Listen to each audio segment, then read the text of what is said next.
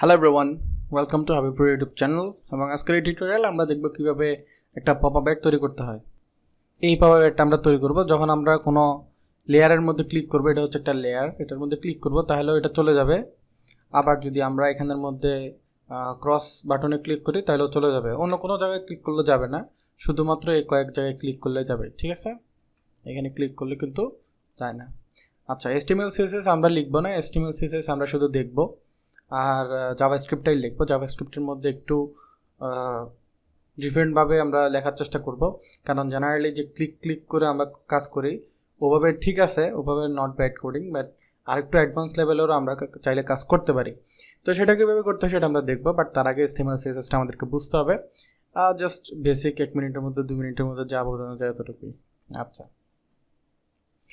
এখানে দেখেন, এখানে এটা হচ্ছে HTML স্ট্রাকচার। দেন এখানে আমাদের একটা পপআপ অ্যাড আছে, তার মধ্যে একটা আমি সবগুলো কমেন্ট আউট করে রাখছি যে ব্যাক লেয়ার, অর্থাৎ আমরা যে লেয়ারটা দেখলাম সেটা। তারপর হচ্ছে আমাদের মেইন অ্যাডটা, তারপরে সেখানের মধ্যে একটা ক্রস বাটন আছে আর একটা ছবি আছে। ঠিক আছে, তো এক একটা নাম দিয়ে দিছি। Pop ad wrapper, pop layer, pop ad, then pop ad close, then ছবি। আচ্ছা, এইটুক গেল। এখন স্টাইল শিটের মধ্যে গেলে এটা হচ্ছে আমার জাস্ট রিবুট। এখানের মধ্যে আমি কিছু করি না, জাস্ট মার্জিন 0, প্যাডিং 0, এগুলো জাস্ট নর্মালি বর্ডার বক্স যা করা থাকে ওগুলোই আমি জাস্ট একটু লিখে দিছি আর কি, কারণ অন্য কোনো স্টাইল শিট আমি ইউজ করতেছি না সেই জন্য। আচ্ছা, এরপরে হচ্ছে আমাদের পপআপের যে র্যাপারটা আছে এটার পজিশন ফিক্সড করে দিছি, যাতে যখনই স্ক্রোল করা হোক ওটা যাতে ওই জায়গায় থাকে, কিংবা যে কোনো জায়গায় লোড করা হোক যাতে একদম সম্পূর্ণ এরিয়া জুড়ে চলে আসে সেজন্য। তারপরে হচ্ছে এটা টপ থেকে লেফট থেকে দেওয়া হয়েছে এবং এটার হাইট উইড 100% যাতে সম্পূর্ণ এরিয়া জুড়ে থাকে সেজন্য। আচ্ছা, যখন এটার সাথে একটা ক্লাস অ্যাড হবে ডিজেবল, তখন সেটা অপাসিটি চলে যাবে অ্যান্ড ভিজিবিলিটি হিডেন হয়ে যাবে। সিম্পল। তার মানে এটা আমরা অ্যাড করবো আর কি পরবর্তীতে। আচ্ছা, এরপরে কি, এরপরে হচ্ছে আপনার রেপারের মধ্যে যে লেয়ারটা আছে, অর্থাৎ ব্যাকে যে লেয়ারটা আছে ওটা হচ্ছে এটার মতোই সেম। এখানে যে রেপারটা আছে সেম, শুধুমাত্র একটা ব্যাকগ্রাউন্ড দিয়ে দেওয়া হয়েছে যাতে জিনিসটা একটা কালার পায়। এটাতে কোনো কালার নেই, এটাতে একটা কালার আছে। আর লেয়ার আলাদা করে দেওয়ার কারণ হচ্ছে এটাই, যাতে জিনিসটা আমি পরবর্তীতে ইন ফিউচার যদি কন্ট্রোল করতে চান যাতে কন্ট্রোল করতে পারেন। ব্যাকগ্রাউন্ড আলাদা করতে চাইলে যাতে আলাদা করতে পারেন, এই টাইপের কাজগুলো করার জন্যই কিন্তু এটা আলাদা করে দেওয়া হয়েছে এবং অবশ্যই ফিক্স করে দেওয়া হয়েছে। তো আপনি যেরকম ইচ্ছে সেরকম করতে পারেন। আচ্ছা, এরপরে হচ্ছে মেইন পপআপ অ্যাড যেটা আছে সেটা, ওইটারও পজিশন ফিক্স দেওয়া হয়েছে। অ্যাবসলিউট দিলে হইতো, বাট যাই হোক, মেইন অ্যাডটা এই যে এই মেইন অ্যাডভার্টাইজমেন্টটা এটাও হচ্ছে আপনার ফিক্স করে দেওয়া হয়েছে এবং একদম মাঝখানে নিয়ে এসে দেওয়া হয়েছে। ঠিক আছে, টপ লেফট থেকে 50-50, আবার ওইটার এরিয়া যতটুকু আছে অর্থাৎ ওইটা যতটুকু পাচ্ছে তার থেকে 50 মাইনাস, আবার 50 মাইনাস, তাহলে এটা একেবারে মাঝখানে চলে গেছে। জেড ইন্ডেক্স 9 দেওয়ার কারণ হচ্ছে যাতে উপরে চলে আসে, উপরে থেকে, সেই জন্য। জেনারেলি কিন্তু লেয়ার উপরে প্রায়োরিটি এটা বেশি পাচ্ছে, যে কারণে এটাতে একটা আমি ইন্ডেক্স দিয়ে দিয়েছি যাতে এটা উপরে চলে আসে সেই জন্য। এরপরে হচ্ছে আমাদের যে ক্লোজ বাটনটা আছে সেটা, যেহেতু আমি ইমেজ ইউজ করছি সেই জন্য ইমেজের এরিয়াটুকু পাবে। ঠিক আছে, তো ইমেজের এরিয়ার পাশাপাশি এখানে যে ক্লোজ বাটনটা আছে ওটাকে আমি অ্যাবসলিউট করে দিয়েছি। ফিক্সডের ভিতরে অ্যাবসলিউট, ওই এরিয়ার মধ্যেই কাজ করবে। টপ থেকে রাইট থেকে 0-0 করে দেওয়া, অর্থাৎ আমাদের এই কোনায় চলে গেছে। এরপরে যখন আমরা ট্রান্সলেট শুধু 50% আর -50% করে দিয়েছি, এটা হচ্ছে এক্স অ্যাক্সিস, এটা হচ্ছে ওয়াই অ্যাক্সিস। ঠিক আছে, তো সে কারণে 50% এই পাশে আর 50% টপে চলে গেছে, এই পাশে মানে রাইটে আর কি। হাইট 30, উইথ 30, এগুলো বুঝতে পারতেছেন। Display flags, align item centre, justify content centre to make this এ সেন্টারাইজ অথবা মিডলে নিয়ে যাওয়ার জন্য।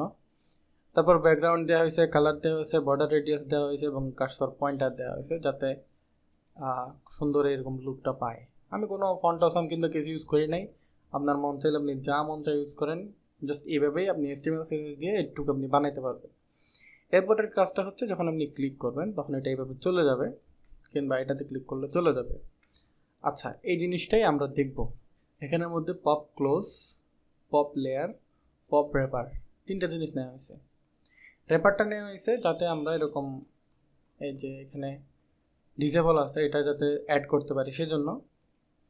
লেয়ারটা নেওয়া হয়েছে ক্লিক করার জন্য আর ক্লোজটাও নেওয়া হয়েছে ক্লিক করার জন্য। তো জেনারেলি আমরা কি করব, আমরা হচ্ছে এইভাবেই কাজ করি যে pop close add event listener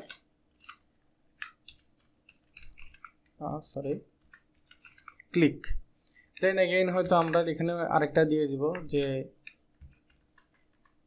pop layer, এভাবে দিয়ে দিব হয়তো ক্লিক। আর আপনারা হয়তো অনেকে চিন্তা করে দেখবেন আচ্ছা এভাবে দেওয়ার দরকার, এখানে যদি আমি যে কোয়েরির মতো কমা দিয়ে দিই তাইলে তো হওয়ার কথা সামথিং, কিন্তু না, এখানে কমা দিয়ে দিলে কাজ করবে না। আর এভাবেও আপনি দিতে পারেন, এটা কিন্তু খারাপ না, এটা ঠিক আছে, কিন্তু এর চেয়ে আরও অনেক বেটার ওয়ে আছে। কি আছে সেটা দেখি। আচ্ছা, তো document add event listener click function. আচ্ছা, এটা হচ্ছে সম্পূর্ণ ডকুমেন্টের মধ্যে যখন আমরা ক্লিক করব তখন কিছু একটা হবে, তো কনফিউজ হয় না, ডকুমেন্টের মধ্যেই আমরা ক্লিক করব কিন্তু কাজ করাবো না, এটাই হচ্ছে ট্রিক, যাতে শর্টকাটে কাজটা হয়ে যায় সেজন্য। আচ্ছা, তো ফাংশনের ভিতরে ইভেন্ট কি ইভেন্ট চলতেছে সেটা চেক করার জন্য আপনি দিবেন ই, ঠিক আছে। দেন একটা বিল্ট ইন আপনার অপশান আছে, সেটা হচ্ছে ই ডট টার্গেট। আমরা একটু উপরে যাই আর এখানে লক করি, console lock E dot target, তাহলে জিনিসটা আমরা ক্লিয়ার করে বুঝতে পারবো, ঠিক আছে। আসেন ইন্সপেক্ট করেন, কনসোলে যান,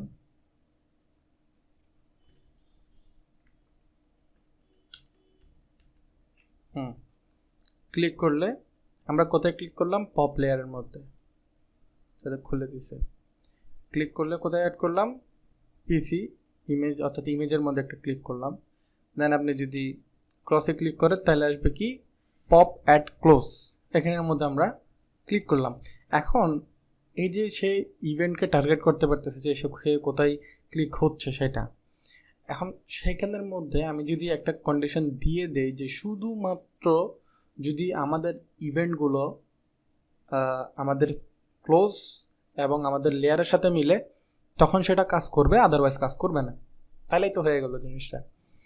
দেখেন এটা কিভাবে করতে হয়, যে ইফ, এখন কিন্তু ইফের বাইরে কোনো কাজ হবে না, ঠিক আছে। ইফ যদি আমরা ধরে দিই সেক্ষেত্রে ইফের বাইরে কোনো কাজ হওয়ার কোনো পসিবিলিটিস নাই। ডট টার্গেট ইকুয়াল টু আপনি then pop close or dot target equal to pop, কোনটাকে দিবেন, লেয়ার,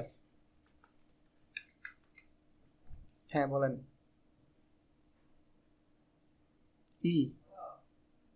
ইটা ই হচ্ছে টার্গেট, ই এমনি। আচ্ছা, আমি এগুলো না করে আমি আমি কনসোল করি, বল, এখন আপনি কীভাবে বুঝবেন, এই দেখেন এখন আমি টার্গেট করছি না, যখন আমি এখানে ক্লিক করতেছি এখানে দেখেন একটা ক্লিক লেখা আসছে। ক্লিক লেখা মানে হচ্ছে মানে আপনি ক্লিকের ইভেন্ট যেটা সেটা ক্রিয়েট করছেন, ঠিক আছে। ক্লিক করার পরে এখানে আপনি যদি খোলেন তাহলে এখানে দেখতে পাবেন একটা টার্গেট নামের অপশন আছে, এই যে থাকার তো কথা, এই যে টার্গেট আপনি কাকে করছেন সেটা এখানে থাকতেছে, সেজন্য লিখতেছি ই ডট টার্গেট, ঠিক আছে, ক্লিয়ার। Sorry for interruption. আচ্ছা, তো এখানের মধ্যে আমরা যদি কনসোল করি, ধরেন আমি যে কোনো কিছু কনসোল করব, লগের মধ্যে আপনি লেখেন যে হ্যালো যদি আপনি লেখেন সেক্ষেত্রে আপনি এখানে আসেন, রিফ্রেশ করেন, দেখেন এখানে দিলে ওইটার সাথে মিলতেছে, সেই জন্য হ্যালো আমাকে প্রিন্ট করতেছে। দেন আমি যদি এখানে ক্লিক করি তাহলে আমাকে শুধুমাত্র আগেরটাই দিচ্ছে, আগেরটা আমি কেটে দিই, তার এটার দরকার নেই।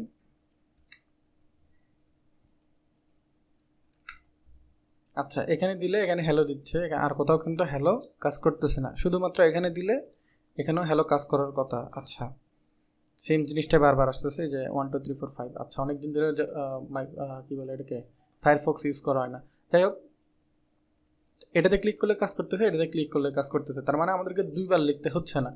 এখন আমাদের যদি অনেকগুলোর প্রয়োজন পড়ে সেক্ষেত্রে আমরা অনেকগুলো ইউজ করতে পারবো এভাবে ইভেন্ট ডট টার্গেট ইউজ করে আর কি। এটা একটা আমি আপনাকে অল্টারনেটিভ ওয়ে শিখাইলাম যাতে একটু ডাইনামিকলি কাজটা করতে পারেন। শুধুমাত্র এটাই যে করতে পারবেন এমন কোনো কথা না। ইভেন্টের কাজ যদি পারেন, যে টার্গেট কীভাবে করতে হয় সেটা যদি শিখতে পারেন, সেক্ষেত্রে অনেক কিছু করতে পারবেন। এখন আমাদেরকে যেটা করতে হবে সেটা হচ্ছে র্যাপারটাকে ধরতে হবে, pop wrapper class list dot add. এটার সাথে কি অ্যাড করে দিব, আমাদের যে ডিসেবলটা ছিল সেটা অ্যাড করে দিব, ডিসেবল। আসেন ক্লিক করেন, চলে গেছে, ক্লিক করেন, চলে গেছে, কিন্তু আর কোথাও ক্লিক করলে যাচ্ছে না। কারণ আমরা ইভেন্ট দিয়ে টার্গেট করে দিয়েছি যে শুধুমাত্র এটা অথবা এইটা যদি আমাদেরকে রিটার্ন করতে পারে, মানে দুইটা যদি মেলে, সেক্ষেত্রে এটার ক্ষেত্রে এখানে ক্লাস অ্যাড হবে, আদারওয়াইজ অ্যাড হবে না। এগুলো কিন্তু সব জাভাস্ক্রিপ্ট দিয়ে, এখানে কিন্তু কোনো jQuery ইউজ করা হয় নাই, jQuery বিল্ডই তো হয়েছে জাভাস্ক্রিপ্টে, সো এটার মানে লজিক তো আছেই। এখন বিষয়টা হচ্ছে অ্যাড কিন্তু শুধুমাত্র এতটুকুর মধ্যে সীমাবদ্ধ না, ঠিক আছে। অ্যাড আরেকটু ডাইনামিক হয়। অ্যাড কী হয়, ধরেন আপনি অ্যাড যদি একবার আসে, ক্লিক করলে আপনি যদি শো করতে না চান, সেক্ষেত্রে সে পরবর্তী যদি রিফ্রেশ করে তখন কুকি সেট হয়ে যায়, এবং সে কুকির কারণে কিন্তু আসে না। এবং কুকি কতক্ষণ এক্সপায়ার হবে, 1 মাস, 2 মাস, 3 মাস, কিংবা 1 সপ্তাহ, 2 সপ্তাহ, এভাবেও আপনি টার্গেট করে দিতে পারেন। তো কুকির কাজ আমরা পরবর্তীতে শিখবো, কিন্তু আপাতত এতটুকু দেখেন যে ক্লিক আপনি শুধুমাত্র যে এখানের মধ্যে একটা একটা করে ইন্ডিভিজুয়ালি দিয়ে দিতে হবে এরকম না। বিষয়টা হচ্ছে আপনি যদি ইভেন্টকে যদি ধরতে পারেন, সেক্ষেত্রে আপনি ডকুমেন্টের ভিতর আপনি এগুলোকে ধরে ইভেন্টের মাধ্যমে জিনিসটা করতে পারেন একটু ডাইনামিকলি, ঠিক আছে। আশা করি খুব অল্প সময়ে খুব ভালো একটা জিনিস শিখছেন, এবং পরবর্তীতে আমরা কুকি নিয়ে কীভাবে কাজ করতে হয় সেটা দেখব, কুকি কীভাবে সেট করতে হয়, সেটা কীভাবে এক্সপায়ার করতে হয়, এবং সেটা যখন আপনি সেট করবেন তখন সেটাকে আপনি কীভাবে ফিল্টারিং করবেন, মানে এভরিথিং আমরা সব কিছুই দেখবো। তো আজকের জন্য এতটুকুই, ভালো থাকবেন, সুস্থ থাকবেন, এবং দেখা হচ্ছে পরবর্তী যে কোনো একদিন টিউটোরিয়ালে।